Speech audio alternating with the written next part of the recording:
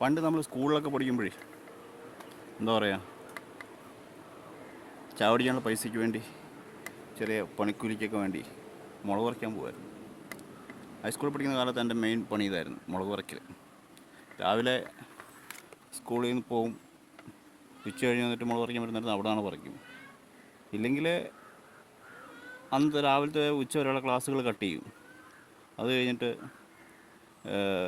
മുളക് പറിക്കാൻ പോകുന്നൊരു കാലമൊക്കെ ഉണ്ടായിരുന്നു. അപ്പോൾ ഇന്നത്തെ കാലത്ത് അങ്ങനത്തെ പിള്ളേരൊന്നൊക്കെ ഉണ്ടോ എന്ന് എനിക്കറിയത്തില്ല. അപ്പോൾ ഇന്നത്തെ ജോലി നമ്മുടെ കുരുമുളക് പറിക്കലാണ്. ഉണ്ടോ, മുളകിൻ്റെ ഒരു അവസ്ഥ കണ്ടോ.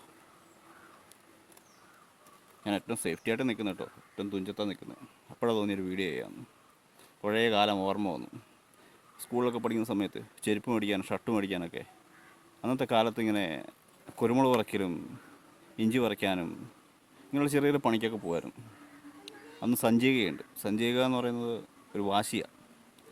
അപ്പം അതിനകത്തിടാനും ഇന്നത്തെ പിള്ളേരെ പോലെ അടിച്ചു പൊളിക്കാനുള്ള പൈസയല്ല കേട്ടോ.